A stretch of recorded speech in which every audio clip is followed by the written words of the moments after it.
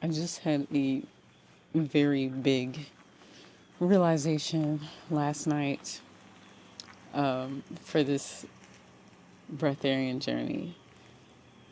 And this may sound like really crazy, but I had the realization that I am a breatharian. I didn't realize until last night that I didn't, well, I guess I did, but I came to the realization last night, that I am a breatharian. I knew I didn't feel that way or like believe it in its entirety. So during the juice fast, I started putting out more thoughts and thinking more about, you know, what I wanted. And so that I would believe it. And last night, the belief system finally came through. It hit all that. It took about 2 months. And man, it was just like clear as day. Like the thought came through, I am a breatharian. Before, it's always been like, once I am, or once I get here, once I do this. I didn't realize I had all these expectations of what it looked like for me and what it was. And so since I wasn't yet meeting those, I wasn't breatharian. And I don't really know what changed. It was just, oh, I do know what changed.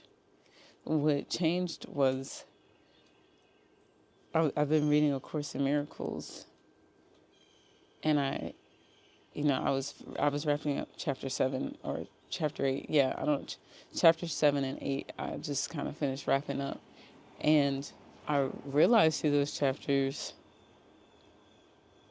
how I was treating myself by how I was treating others, like whether that was through my words or just my perception of them.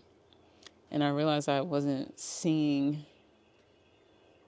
their being, I wasn't seeing them. So therefore, I couldn't see myself. And I started to realize that. And so I started to observe my thoughts a little bit more and my beliefs a little bit more. And, my wife asked me last night, like she struggles sometimes with her parents because they drink.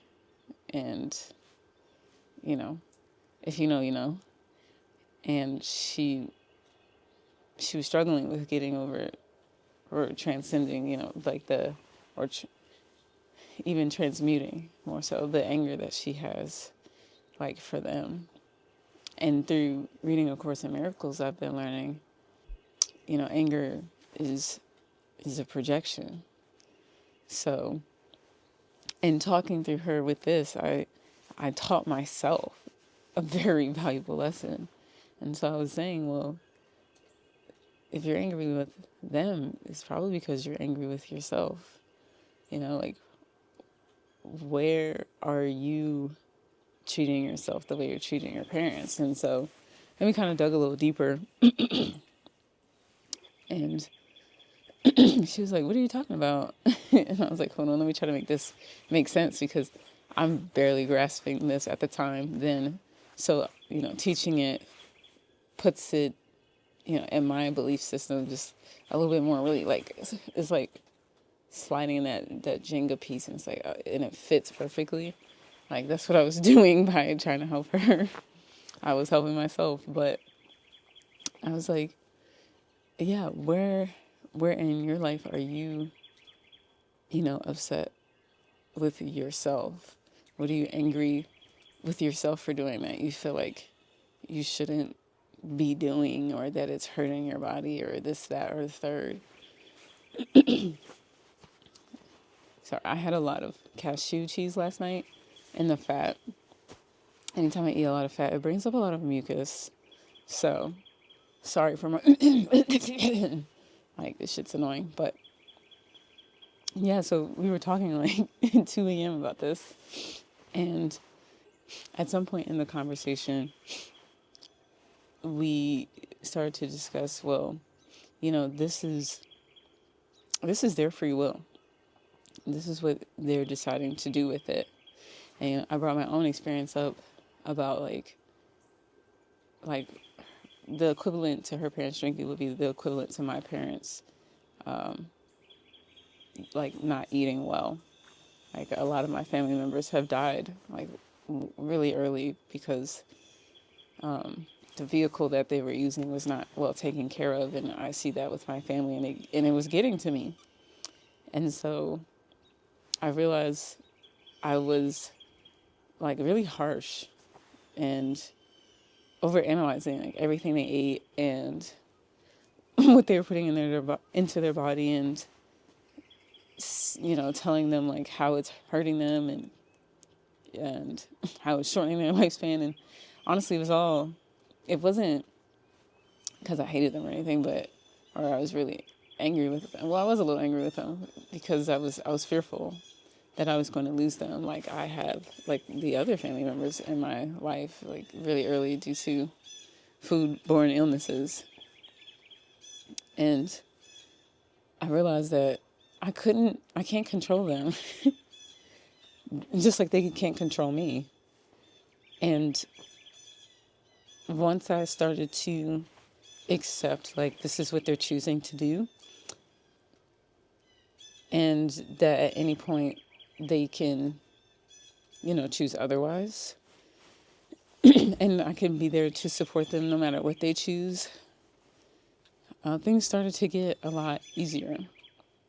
Like, I wasn't so angry about the choices that they were making. And also realizing that they were eternal helps with like coming to that. Before I thought I would just lose them forever. So it was very scary.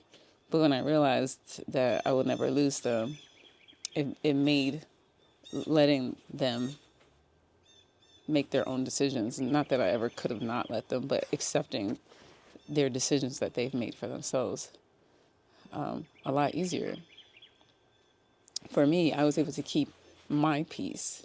I wasn't getting angry for the choices they were making because it was like, that's their choice. I have no control over that.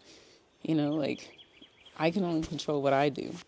And so once I started, focusing on that and doing that, then I started to do that more for myself because I started to treat them like that. I wasn't over analyzing everything they did and, micro nitpicking at everything health related and health wise out of fear. So then I stopped doing the same thing for myself. So I was letting Sequoia know maybe this is what you need to do with your family. Had to move. But yeah, it's just like you treat others how you treat yourself. And we gave ourselves no room to fuck up. Like at least that's what I was doing. It was like, you got to do everything right. If you don't, you're going to mess up. You're going to do this and that. And like something bad's going to happen. And, that's how we were treating ourselves. And so therefore we were projecting that and treating, our family members like that. And, it's one thing to treat ourselves like that because, we have control over that and can stop that at any moment. But to do it, to project it onto someone else, over someone else you cannot control, it's insanity, which is what A Course in Miracles has been teaching me. Thankfully, the lessons are settling in. And then, I don't even know how this led to, breatharianism, but after that whole conversation with my wife about that whole situation, I heard a thought clear in my, it just all clicked to me why I kind of been stuck and plateauing.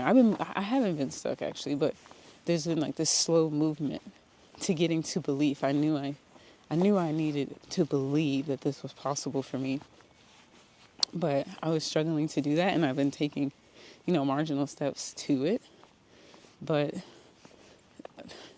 I don't know, somewhere last night after having that conversation, the belief just clicked in. Like, I heard loud and clear in my head, like, I am a breatharian. And I think, too, what was making it click is I started to realize, these last 3 weeks I've been eating and there's been a lot of panic around food. And I was like, I don't even understand. Goodness gracious, it's like a mess right here.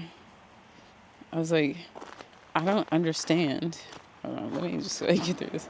I don't understand where all this panic is from.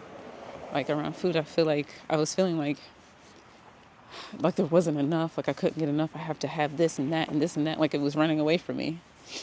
And I was identified with my ego. Like, that's how my ego was feeling, because it could see this new belief system, like, arising. And I was disremembering the old one that, the ego put in that didn't serve me. And it was panicking.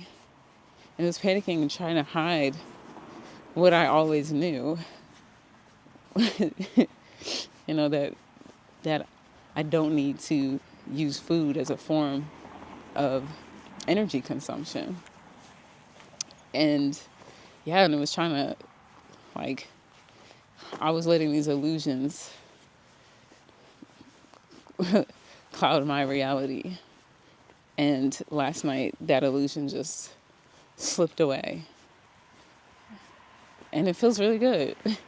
I'm just like, oh, I no longer feel this fear now around losing food, because that's how I felt. I felt like I was losing it. And now it just feels like I'm ready.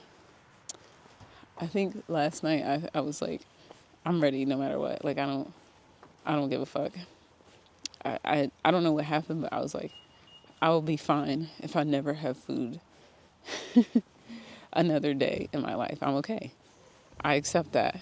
And I think that acceptance, like, sleeping on it a little bit and waking up at 2 a.m. and having that conversation just, like, really brought this new reality in. So I guess this was my Christmas gift. It is Christmas Day.